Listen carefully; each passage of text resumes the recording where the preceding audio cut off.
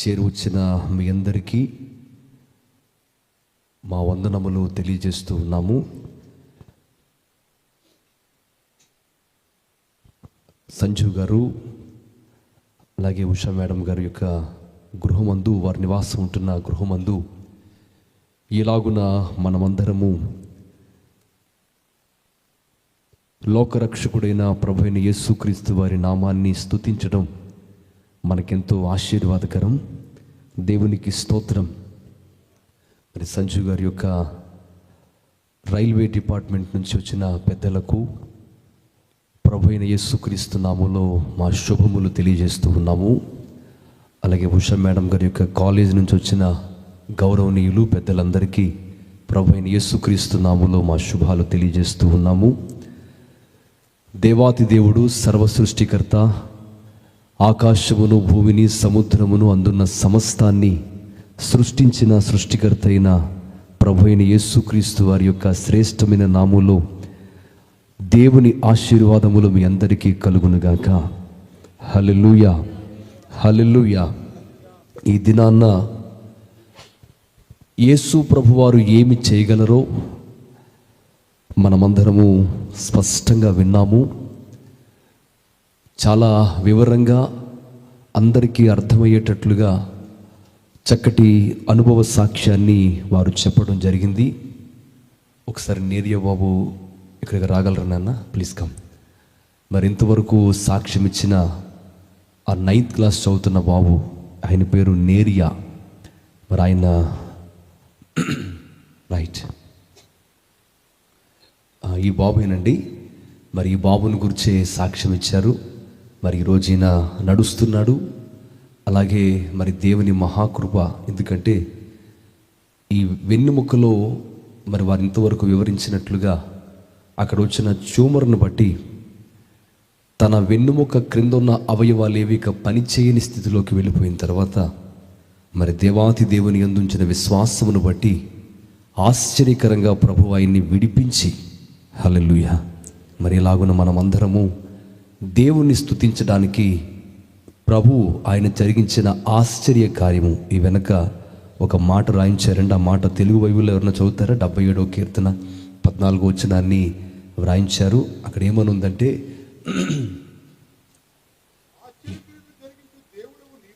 ఆశ్చర్య క్రియలు జరిగించు దేవుడవు నీవే అని వాక్యం సెలవిస్తూ ఉంది. దేవునికి స్తోత్రం. జనములలో నీ శక్తిని నీవు ప్రత్యక్షపరుచుకొని ఉన్నావు అని దేవుణ్ణి కనపరుస్తూ ఉన్నాం. దేవునికి స్తోత్రం.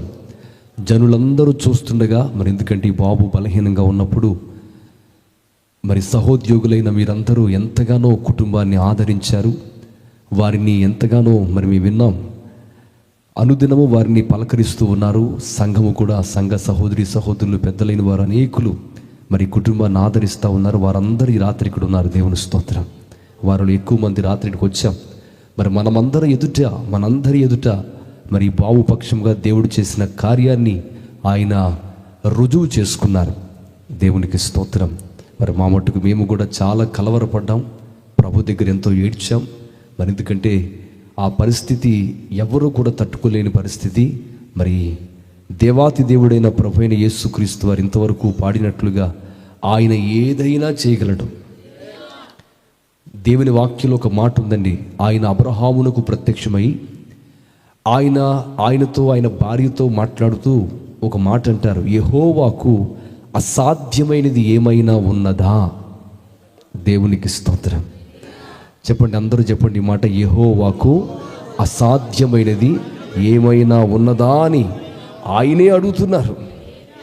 ఆయన ఎంత గొప్ప దేవుడు అంటే, నాకు అసాధ్యమైనది ఏమైనా ఉన్నదా చెప్పండి. హల్లెలూయా, దేవునికి స్తోత్రం. హల్లెలూయా. మరి అలాగున్న ప్రభు మరి చక్కటి ఆ సాక్ష్యాన్ని ఆయన పలికించగలిగారు. దాన్ని బట్టి దేవునికి అందరం స్తోత్రం చెల్లిద్దాం. కూర్చోనన్నా. దేవునికి మహిమ కలుగును గాక. మరి చక్కటి వాతావరణాన్ని కూడా ప్రభు అనుగ్రహించారు. ఈ ఉదయం లేవగానే ముందు నేను కలవరపడి సంజు గారిని కూడా కొంచెం కలవరపెట్టాను. మీటింగ్ పోస్ట్ పోన్ చేస్తే బాగుంటుంది కదా, వచ్చేవారందరూ రావటం కష్టం కదా అని నేను వారికి చెప్పడం జరిగింది. ఎందుకంటే మీటింగ్ డేట్ పెట్టింది నేనే. ఏదైనా నాటకం కలిగితే మరలా నా మీద పడతారు, మరి నన్ను అంటారని చెప్పి నేను కొంచెం కలవరపడ్డాను. కానీ దేవుడు నమ్మదగిన వాడు. హల్లెలూయా, దేవునికి స్తోత్రం. మరి ఏదేమైనా ఈ మీటింగ్ విజయవంతంగా జరగాలి, మీరందరికీ సౌకర్యవంతంగా ఉండాలని, ఎవరికీ ఇబ్బంది కలగకూడదనే ఉద్దేశంతో మేము ఆలోచించడం జరిగింది. మరి దేవుడు నమ్మదగిన వాడు. హల్లెలూయా. ఎందుకంటే మేము అనుభవిస్తున్నామండి భయంకర వర్షాల్లో. మేము ప్రభువుని ప్రార్థన చేసినప్పుడు ఉదయం నుండి కూడా మరి అందరూ ప్రార్థిస్తున్నారు, సంఘమంతా ప్రార్థిస్తున్నారు. అల్పు నేను కూడా ప్రభు సన్నిధిలో మొరపెట్టాను. ఏదేమైనా, ఎందుకంటే సంజీవ్ గారు ఒక మాట అన్నారు, ఏదేమైనా మీటింగ్ జరగాల్సిందే, బయట వీలవకపోతే ఇంట్లో పెట్టేద్దామన్నారు. దేవుని స్తోత్రం. హల్లెలూయా. మరి ప్రభువు నమ్మదగిన వారు కనుక ఆయన కృప చూపారు. నేను చాలా త్వరగా కొన్ని మాటలు మాత్రమే మీకు తెలియజేస్తాను. వాతావరణం ప్రతికూలంగా ఉంది కనుక ఒక 10-15 నిమిషాలు నా మాటలు ముగిస్తాను. ఒక్కసారి దేవుని అందరూ స్తుతిద్దామండి. హల్లెలూయా. దేవునికి మహిమ కలుగును గాక. యేసు క్రీస్తు వారిని గురించి ఇంతవరకు వారి సాక్ష్యాల ద్వారా వారు ఎలా ప్రభువుని నమ్ముకున్నారో వారు తెలియజేశారు. అయితే ఒక ప్రశ్న, ఒక సగటు మానవునిగా ఎవరికైనా వచ్చే ఒక ప్రశ్న ఏమిటంటే, యేసు ప్రభు వారి గురించి ఎన్నో వింటున్నాం. ఎందుకంటే ఈ లోకంలో పొద్దున్న లేచిన తర్వాత ఈ సమాచార విప్లవము ఉన్న ఈ రోజుల్లో రకరకాల విషయాలు ఎన్నో మన చెవులు పడతా ఉన్నాయి. ఎక్కడ చూసినా అది నిజమో అబద్ధమో పక్కన పెడితే అనేక రకాల విషయాలు సమాచారం మన దగ్గరకు వస్తూ ఉంది. ఎవరెవరో ఏదేదో చెప్తూ ఉంటారు, ఎక్కడ కూడా ఎవరో ఏదో చెప్తున్నారు అని మీరు ఒకవేళ అనుకుని, యేసు ప్రభు వారిని నేనెందుకు దేవుడిగా అంగీకరించాలి, ఎలా అంగీకరించగలను, ఎలాగూ యేసు ప్రభువే దేవుడని నేను నమ్మగలను అనే ప్రశ్న ఒకవేళ మనకు కలిగినట్లయితే యేసు ప్రభు వారు ఒక అవకాశం ఇచ్చారు మనకి.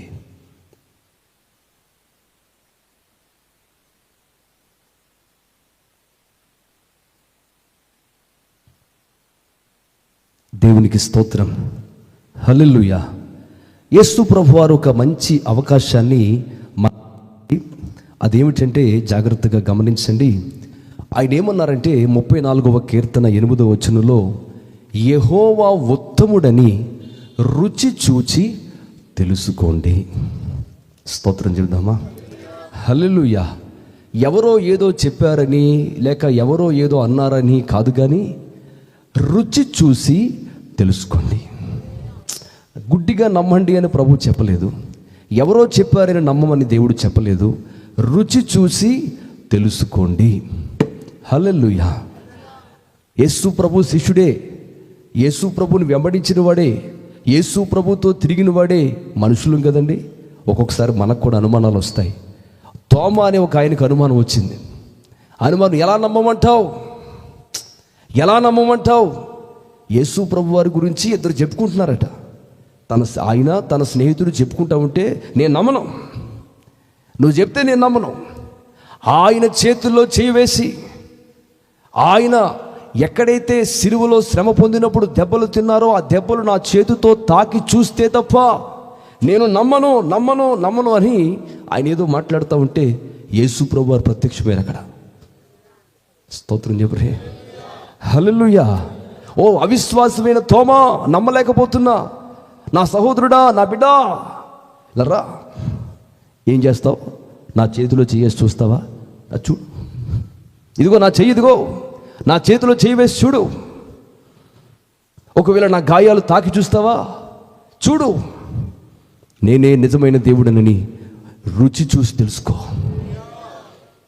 అయితే అవిశ్వాసవి కాక విశ్వాసం అయ్యుండు. దేవునికి మహిమ కలుగును గాక.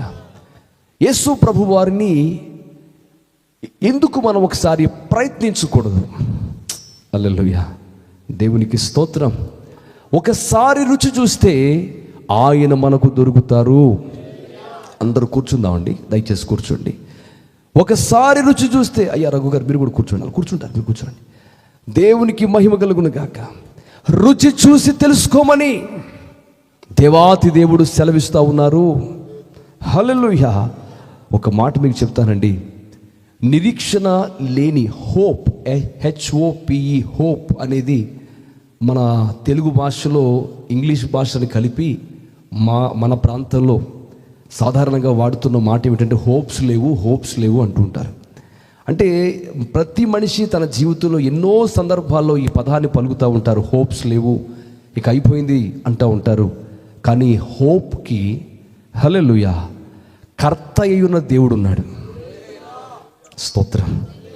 రోమీయులకు రాసిన పత్రిక 15వ అధ్యాయంలో 13వ వచనంలో ఒక మాట ఉంటుందండి. నిరీక్షణ కర్తయగు దేవుడు, దేవునికి స్తోత్రం, ద గాడ్ ఆఫ్ హోప్ అని బైబిల్లో చెప్తా ఉంది. దేవునికి మహిమ కలుగునుగాక. నిరీక్షణ అనేది కలగటానికి, హోప్ కలగటానికి ఏదో ఒక ఆధారం ఉండాలి కదండి, ఏదో ఒక సూచన ఉండాలి కదా. ఆయనే ప్రభు అయిన యేసుక్రీస్తు వారు. ఆయన వైపు చూస్తేనే హోప్స్ వస్తాయి, నిరీక్షణ కలుగుతుంది. సంతోషంగా ఒకసారి ఆ నిరీక్షణ అనుభవిస్తున్న వారందరూ స్తోత్రం చెప్పండి. ఇక్కడ ప్రకటిస్తున్న నా జీవితం ఎన్నో అబ్నార్మల్ కండిషన్స్ గుండా, ఎన్నో భయంకరమైన పరిస్థితులు గుండా వెళ్ళిన నా జీవితంలో నాకు నిరీక్షణ కలిగించిన దేవుడు ఆయన. దేవునికి మహిమ కలుగునుగాక. ఒక క్యాన్సర్ గురించి ఇప్పుడు మీరు సాక్షి విన్నారు. విరవ గ్రామంలో 1976 సంవత్సరంలో, అంటే ఇప్పటికి ఇంచుమించు 49 సంవత్సరాల నుంచి అక్కడ క్రైస్తవ పరిచర్య జరుగుతూ ఉంది. సంపూర్ణ సువార్త పరిచర్య అనే ఒక సంఘం అక్కడ స్థాపించబడింది. మా తండ్రి గారు ద్వారా ఆ పరిచర్య స్థాపించబడింది. గడిచిన 49 సంవత్సరాల్లో 1 కాదు 2 కాదు 10ల సంఖ్యలో క్యాన్సర్ రోగాలు నా దేవుడు స్వస్థపరిచాడు. దేవునికి స్తోత్రం. అందులో స్వస్థత పొందుకున్న వారిలో కొందరు ఈరోజు ఇక్కడ కూడా ఉన్నారండి. దేవునికి మహిమ కలుగునుగాక. క్యాన్సర్ అంటే ఏదో ఇప్పుడు మనం చూస్తున్న ఈ క్యాన్సర్ ఇంకా చాలా చిన్నది. గొంతు క్యాన్సర్ వచ్చి ఓ తల్లికి మన వేలు, చూపుడు వేలు ఎంతలా ఉంటుందండి, అంతలా ఉన్న పురుగులు ఆ గడ్డంలో నుండి అలా కండలా పెరిగిపోతే ఆ కండలో నుండి ఆ పురుగులు బయటకు వచ్చేస్తూ ఉండేవి, లోపలికి వెళ్తూ ఉండేవి. ఆ స్థితిలో శరీరము కుళ్ళిపోయినప్పుడు బ్రతుకుతుందని ఎవరైనా అనుకుంటారండి? మా నాన్నగారు యేసు ప్రభు వారి యొక్క నామంలో ప్రార్థన చేసి నూనె రాసి దూది కోసం, ఆ రోజుల్లో, ఎందుకంటే ఇది 1980లో జరిగిన సంఘటన. ఆ రోజుల్లో దూది, కాటన్ బయట ఎక్కడ దొరకక గవర్నమెంట్ హాస్పిటల్ నుంచి కాటన్ తెప్పించి ఆ కాటన్తో మరి ఆమెది ఆ గాయం కట్టడానికి ఒక ఆయన్ని పంపిస్తే డాక్టర్ గారు అడిగారట, ఎందుకు బాబు కాటన్ ఎందుకు అడుగుతున్నావు అంటే, పాస్టర్ గారు చర్చిలో ఒక ఆమెకి ఇలాగ రసిగారిపోయి పురుగులు వచ్చేస్తున్నాయంటే ఆయన చూడడానికి వచ్చారండి. ఆయన వచ్చి ఒక మాట అన్నారు, పాస్టరు మంత్రాలకి చింతకాయలు రాలవయ్యా, నువ్వేమనుకుంటున్నావు, నువ్వు చేసేది కరెక్ట్ కాదు, ఆమె బ్రతికితే నా ఉద్యోగం రాజీనామా చేసేస్తానన్నారు అని చెప్పి వెళ్ళిపోయారు. మంత్రాలు చింతకాయలు తెలియదండి, యేసు ప్రభు ఏదైనా చేయగలడు. నమ్మిన వారు స్తోత్రం చెప్దాం. యెహోవాకు అసాధ్యమైంది ఏది లేదు. ఒకప్పుడు గుండు జబ్బుతో నన్ను దేవుడు బాగు చేశాడు, లేకపోతే క్రైస్తవ్యానికి వ్యతిరేకంగా తిరిగిన నేను ఎలా యేసు ప్రభువుని నమ్ముకున్నాను, నన్ను బాగు చేసిన దేవుడే ఈమెను కూడా బాగు చేస్తాడని చెప్పి ప్రార్థన చేయగానే హల్లెలూయా, కొన్ని రోజుల్లోనే ఆ గాయం కుడుకుపోయి రసంతా బయటకు వచ్చేసిందండి. లోపల ఉన్న క్యాన్సర్ పుండంతా ఎటువంటి చికిత్స చేయకుండా, దేవునికి స్తోత్రం, ఆ క్యాన్సర్ పుండంతా మొత్తం బయటకు వచ్చేసింది. అది అలా కూడుకుపోయింది. ఎన్ని సంవత్సరాలు బ్రతికారు మా అనితకు చెప్తారు. మీరు చూసారా, వైజాగ్లోనే బ్రతికారు ఆమె. దేవునికి స్తోత్రం, హల్లెలూయా. ఇంచుమించు 30 సంవత్సరాల పైనే బ్రతికింది అన్నాడు బాగుపడిన తర్వాత. నమ్మితే స్తోత్రం చెప్పండి. హల్లెలూయా. దేవునికి మహిమ కలుగునుగాక. ఎందుకంటే నా దేవుడు ఏదైనా చేయగలడు. ఇక్కడ ఒక యవనస్తుడు ఉన్నాడు, మరి ఆ బిడ్డ ఇప్పుడు ఉన్నాడో తెలియదు కానీ ఎముకల క్యాన్సర్ అండి. ఇప్పటికీ ఎముకలు ఇలా తిరిగిపోయి ఉంటాయి ఆ బిడ్డకి. దేవుడు చిన్న వయసులో వారి కుటుంబం ప్రభువుని ఆశ్రయించారు. ఆ ఎముకల క్యాన్సర్ నుంచి చిన్న ప్రార్థన చేయగానే ఆ బిడ్డ బాగుపడ్డాడు. ఈ రోజున బలవంతుడయ్యాడు, పెద్దవాడయ్యాడు, వాడికి మళ్ళీ ఇంకో కొడుకు పుట్టాడు. స్తోత్రం చెప్పండి. హల్లెలూయా. ఇక అనేకమైన సాక్ష్యాలు, 1 కాదు 2 కాదు. ఎందుకంటే యేసు ప్రభు చేయలేనిదంటూ ఏదీ లేదు. ఆయన నమ్మగలిగితే, బైబిల్లో ఒక మాట ఉంది, ఒకసారి పెద్ద ఆయన వచ్చి, యేసు ప్రభువా నీ వల్ల ఏమైనా అయితే, ఎలాగండి నీ వల్ల ఏమైనా అయితే, నాకు నా కొడుకు పరిస్థితి బాగాలేదు, బాగు చేయి బాబు అని యేసుప్రభు వారిని అడిగితే యేసుప్రభు వారు ఒక మాట అన్నారు, నా వల్ల అవటం సంగతి పక్కన పెట్టవయ్యా, నమ్మటం నీ వలనైతే నమ్మేవారికి సమస్తము సాధ్యమే. హల్లెలూయా, హల్లెలూయా. దేవునికి మహిమ కలుగునుగాక. అలాగున కార్యము జరిగించుటకు ప్రభు అయిన యేసుక్రీస్తు వారు సమర్థుడై ఉన్నారు. దేవునికి స్తోత్రం. యేసు ప్రభు వారి గురించి ఇందాక సంజు గారు సాక్ష్యం చెబుతూ, వారి జీవితంలో కష్టాలు వస్తున్నప్పుడు, ఆ కష్టాలు తీరనప్పుడు కూడా నాకు పరిశుద్ధుడైన దేవుడు ఆయన ఉంటే చాలు, ఏమున్నా లేకపోయినా పర్వాలేదులే అని ఆయన అనుకున్నారు. దేవుడు ఏమేం తక్కువ చేయలేదు. దేవుడి స్తోత్రం. ఆయన అనుకున్నవన్నీ జరిగిపోతున్నాయి. అందుకే ఇంత మీటింగ్ పెట్టి భోజనాలు పెడతారు. ఆయన స్తోత్రం చెప్తాం. అయితే ఒక మాట చెప్తాను, హల్లెలూయా. ఆయన పరిశుద్ధుడైన దేవుడని ఈ ప్రపంచ చరిత్ర తెలియజేస్తూ ఉంది. పరిశుద్ధ గ్రంథమైన బైబిల్లో హెబ్రీయులకు రాసిన పత్రిక 7వ అధ్యాయంలో 26వ వచనంలో ఒక మాట ఉందండి, పవిత్రుడును నిర్దోషియు. హెబ్రీయులకు రాసిన పత్రిక 7వ అధ్యాయము 26వ వచనం, పవిత్రుడును నిర్దోషియు నిష్కల్మషుడును పాపులలో చేరక ప్రత్యేకముగా ఉన్నవాడైన దేవుడు ఈ లోకంలో ఎవరైనా ఉన్నారంటే ఆయన రక్షకుడైన ప్రభు అయిన యేసుక్రీస్తు వారు మాత్రమే. మరలా చదువుతున్నాడు, పవిత్రుడును నిర్దోషియు నిష్కల్మషుడును పాపులలో చేరక ప్రత్యేకముగా ఉన్న దేవుడు ఎవరైనా ఉన్నారని మీరు ప్రపంచ చరిత్ర అంతా చూస్తే కనిపించేది ఒకే ఒక్కరు, ప్రభు అయిన యేసుక్రీస్తు వారు. యేసు ప్రభు వారిని సిలువేసినప్పుడు ఒక మాట చెప్తానండి, ప్రభునందు మనవి చేస్తున్నాను. యేసు ప్రభు వారిని సిలువేసినప్పుడు కూడా ఆయన మీద మరి ఏదో ఒక నింద మోపాలి కదా. నింద మోపడానికటండి డబ్బులు ఇచ్చి అబద్ధ సాక్షుల్ని పెట్టారట. నా మాట మీకు అర్థమైందా? ఆనాడే కాదు, ఈనాడు కూడా జరుగుతుంది. యేసు ప్రభు మీద నిందలు వేయటానికి రాజకీయ కారణాలతోనో డబ్బు కోసమో అనేక మంది ప్రయత్నాలు చేస్తారు. యథార్థ హృదయం కలిగిన వారు ఎవరు యేసు ప్రభువుని కాదనుకోలేరండి. ఆయన సుచరిత్ర, మామూలు చరిత్ర కాదు, సుచరిత్ర అంటే మంచి చరిత్ర, దాన్ని ఎవరూ చెరపలేరు. దేవునికి మహిమ కలుగును గాక. ఆయన శక్తిని ఎవరు తగ్గించలేరు, ఆయన యొక్క పవిత్రతను ఎవరు కాదనలేరు, ఆయన మంచితనాన్ని ఎవరు వద్దనుకోలేరు. స్తోత్రం. ఏదైనా ప్రలోభాలకు లోనైతే తప్ప ఆయన మంచితనాన్ని ఎవరు వద్దనుకోలేరు, ఆయన పవిత్రతను ఎవరు కాదనలేరు, ఆయన సుచరిత్రను ఎవరు కూడా మార్చలేరు. ఎందుకంటే దేవుని శక్తి, హల్లెలూయా, ప్రపంచంలో అత్యధికంగా ప్రింట్ అవుతున్న గ్రంథము ఈనాటికి మొట్టమొదట ముద్రణా యంత్రం కనిపెట్టినప్పుడు ప్రింట్ చేసింది ఇదే. ఎప్పటికీ అత్యధికంగా ప్రింట్ అవుతుంది ఇదే. ఈ కాలంలో, ఈ ఆధునిక కాలంలో, ఈ AI కాలంలో, ఏం కాలం అండి ఇది, ఆర్టిఫిషియల్ ఇంటెలిజెన్స్ కాలంలో కూడా అత్యధికంగా ప్రింట్ అవుతున్న గ్రంథం, అమ్ముడవుతున్న గ్రంథం ఇదే. దేవునికి స్తోత్రం.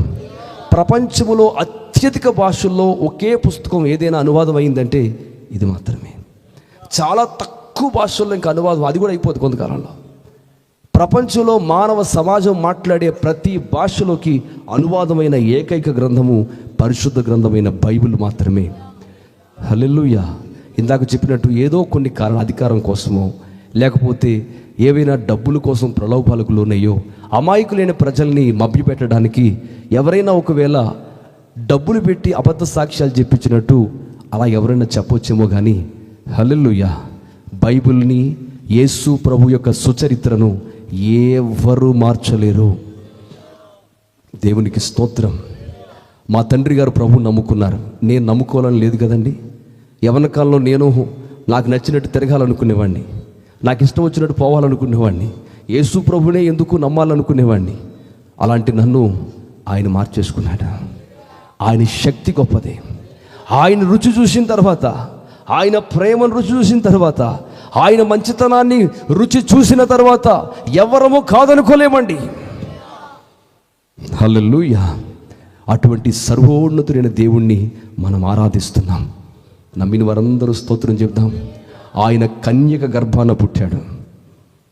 దేవునికి మహిమ కలుగును గాక. మానవునికి జన్మ పాపం ఉంది.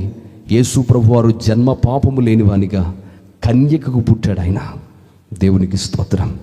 అంత మాత్రమే కాదు, ఆయన బెత్లెహేములో పుట్టి నజరేతులో పెరిగి యెరూషలేములో పరిచర్య చేసి సువార్తను ప్రకటించి హల్లెలూయా మానవ సమాజం అంతటి యొక్క పాపము కొరకు పాప పరిహారార్థ బలిగా మనమేదో కోడెల రక్తమో మేకల రక్తమో పశువుల రక్తమో అర్పించి మనకు పాప పరిహారం కలగాలని ఆలోచిస్తాం. కానీ ఏ జంతువు రక్తం కానీ ఏ పాపి అయిన మానవుని రక్తం కానీ మనిషి యొక్క పాపాన్ని తీయలేదని ఎరిగిన దేవుడే, ఆయనే దేవుడిగా భూమి మీదకి వచ్చి ఆయన తన స్వరక్తము చేత కలువరి సిలువలో ప్రాణమును పెట్టి ఆయన అందరి పాప విమోచనను ఆయన జరిగించారు.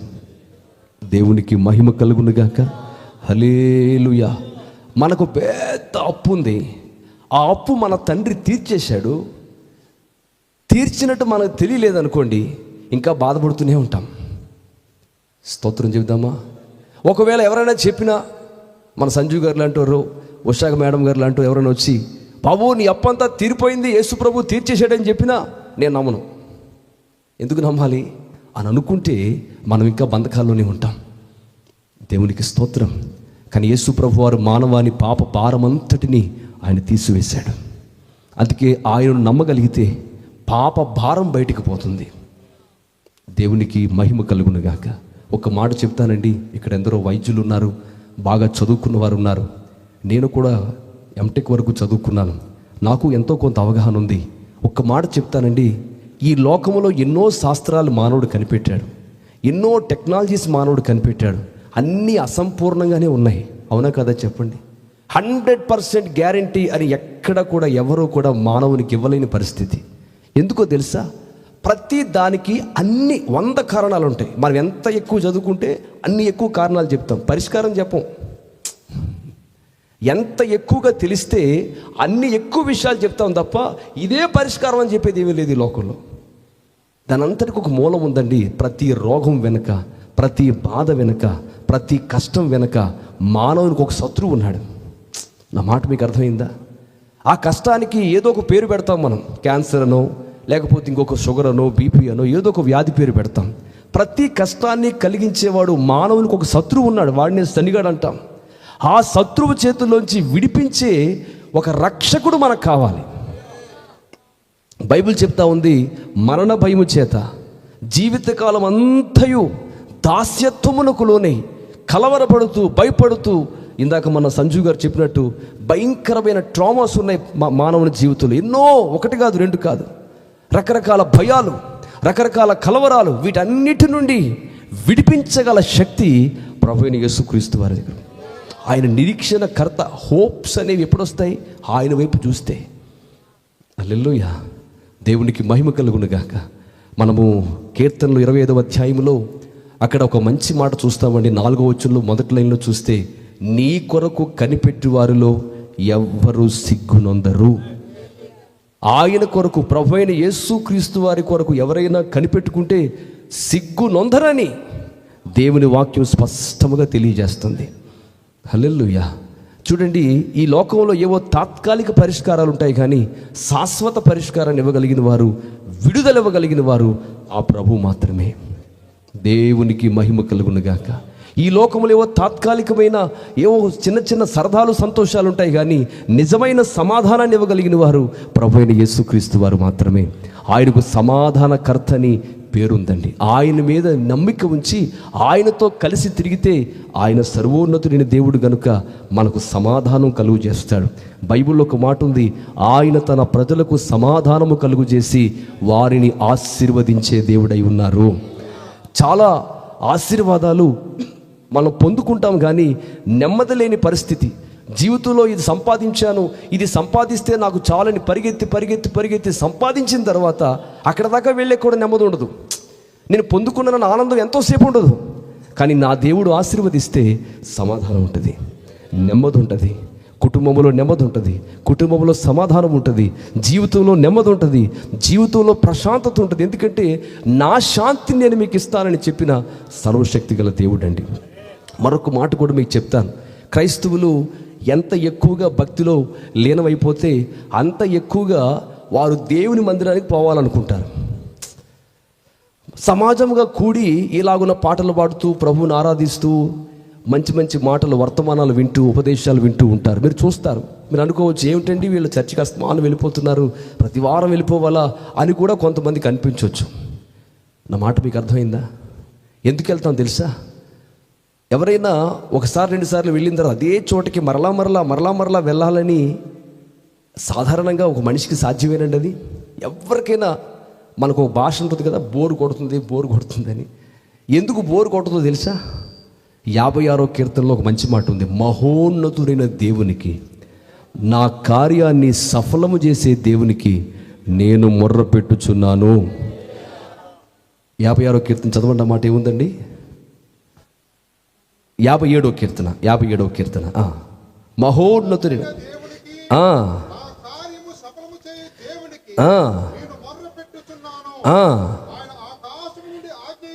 ఏం చేస్తారట? నేను మొర్ర పెడతా ఉంటే ఏమవుద్దండి?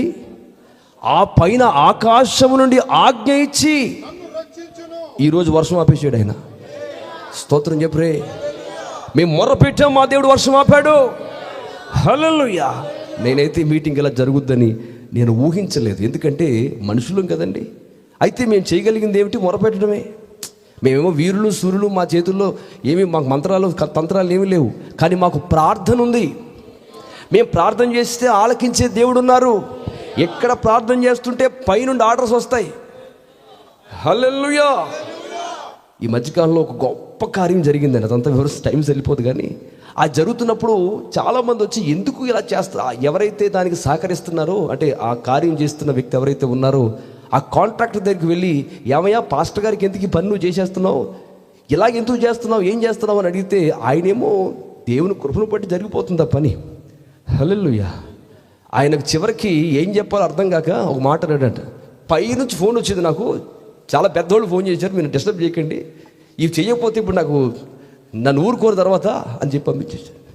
ఎవరికి ఫోన్ చేయలేదు మేము. నిజమేనండి, దేవుని స్తోత్రం. ఆయన పైనుండి దేవుడు ఆయనకి ఆర్డర్ ఇచ్చాడు. ఎందుకంటే మొర్ర పెట్టేవారి పక్షంగా ఆకాశం నుండి ఆజ్ఞ వస్తుంది. దేవుని ప్రజలైన వారందరికీ నేను మనవి చేస్తున్నాను, లోకాన్ని ఎవరైనా ప్రభువుని నమ్మిన వారు ఉండి ఇంకా మీరు ఏదైనా కష్టాల్లో ఉంటే ఒక మాట నన్ను చెప్పనివ్వండి. లోకం వైపు చూడడం తగ్గించండి, దేవుని వైపు చూడడం మొదలు పెట్టండి. హల్లెలూయా. ఓ భక్తుడు పాట రాసుకున్నాడండి. పైనున్న వాటిని చూస్తూ ఎదుగుటకు అటు ఇటు కొమ్మలను తొలగించుచుంటివి. హల్లెలూయా. ఆ పైనున్న వాటిని చూస్తూ ఎదగటానికి చెప్పండి కొన్ని విషయాలు మన జీవితంలో ఏదైనా లోక విషయాలు ఉంటే వాటిని తొలగించుకొని ప్రభు వైపు చూడండి. మేము ఆయన తట్టు చూడగా మా ముఖాలకి వెలుగు కలుగుద్ది. మేమెన్నడూ సిగ్గునొందమని ఆయన వైపు చూసిన వారు సాక్ష్యం ఇస్తారు. దేవునికి స్తోత్రం. ఆయన సజీవుడైన దేవుడు.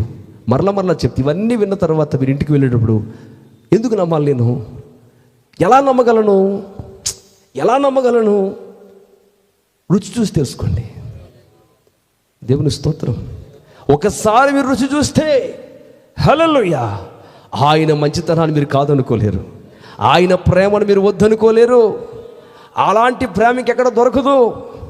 ఓసారి ఒక ఆయన కోపం వచ్చి యేసుప్రభు వదిలేస్తానన్నాడండి. చాలా కాలం యేసుప్రభుతో ఉన్నాను, ఇంకా నాకు కుదరట్లేదు, వదిలేస్తానని కొంచెం దూరం వెళ్ళిన తర్వాత బయటికి అడుగు పెట్టిన వెంటనే ఆయనకి అప్పుడు అర్థమైందట యేసయ్య ప్రేమ విలువ, ఆయన మంచితనం ఎంత గొప్పదో.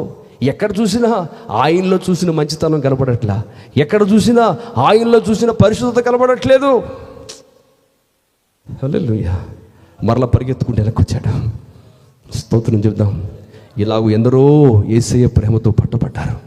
దేవునికి మహిమ కలుగును గాక. నేను మరలా చెప్తున్నానండి, ఏదో డబ్బు కోసమో లేకపోతే ఈ లోకంలో కొంతమంది, దయచేసి పెద్దలు, అనుభవం కలిగిన వారు, మంచి మనసు కలిగిన వారు, ఎంతో ఈ లోకంలో మరి సమాజంలో సమాజానికి మేలుకరంగా ఉండేవారు ఎందరో పెద్దవారు ఇక్కడ ఉన్నారు. మీ అందరిని బట్టి నేను దేవుని స్తుతిస్తున్నాను. దయచేసి సమాజానికి హానికరంగా ఉండే కొందరు, చెడు అలవాట్లకు బానిసలైన వారు, పాపానికి బానిసలైన వారు, డబ్బుకి ప్రలోభాలకి లోనైన వారు, ఏదో రాజకీయాల కోసం పరుగులెత్తేవారు కొందరు చెప్పే అమాయకపు మాటలకి మీరు దయచేసి వాటికి చెవిచ్చి మోసపోవద్దని మనవి చేస్తున్నాను. స్తోత్రం. కొందరు యేసు ప్రభు మీద నిందలు వేయటానికి వారు కారణాలు చాలా చెడ్డ కారణాలు ఉంటాయండి. వారి వ్యక్తిగత జీవితాలు మీరు చూస్తే మీకు అర్థమవుతుంది. అలాంటి వారి మాటలు మనం వినక్కర్లేదు. స్తోత్రం. మీరు మంచివారు, మీరు సమాజానికి మేలు చేసేవారు. ఒకసారి ఆయన రుచి చూసి చూడండి. హల్లెలూయా. దేవునికి మహిమ కలుగును గాక. ఆయనలో శక్తి ఉంది, విడిపించే శక్తి ఉంది. నా మాట మీకు అర్థమైందంటే మనకు వచ్చే అనేక కష్టాలకి కారణం ఏమిటి? డాక్టర్ గారిని అడిగితే ఆ సిమ్టమ్స్ని బట్టి దానికి ఒక పేరు చెప్తారు. ఎవరైనా పెద్దవారిని అడిగితే ఆ పరిస్థితిని బట్టి వారు కొన్ని కారణాలు, అనుభవజ్ఞులైన వారు మరి సైకాలజిస్టులు ఉంటారు. వారు ఇలాంటి వాటి వల్ల నీకు ఇలా వచ్చిందయ్యా, నువ్వు ఇలా మార్చుకుంటే బాగుంటుంది, ఇలా చేస్తే బాగుంటుంది, నీ జీవితం ఇలా చక్కబెట్టుకుంటే బాగుంటుంది అని ఏవో చెప్తారండి. కానీ వాటన్నిటికీ కరెక్టే, అవన్నీ కరెక్టే. కానీ దాని వెనక ఒక కారణం ఉంది. అదేమిటి? మానవునికి ఒక శత్రువు ఉన్నాడు. ఆ శత్రువు చేతుల్లోంచి విడిపించగల శక్తి ప్రభువైన యేసుక్రీస్తు వారికి మాత్రమే ఉన్నది. ఎక్కడికి వెళ్ళినా మీకు తాత్కాలిక పరిష్కారమే ఉంటుంది, ఏదో కొద్ది కాలం మాత్రమే పరిష్కారం ఉంటుంది. ఆయన వైపు చూస్తే నిజమైన స్వస్థత, నిజమైన విడుదల, అసలైన విడుదల ప్రభువైన యేసుక్రీస్తు వారిలో కలుగుద్ది. అందరూ నమ్మిన వారందరూ స్తోత్రం చెబుదామా? ప్రార్థన.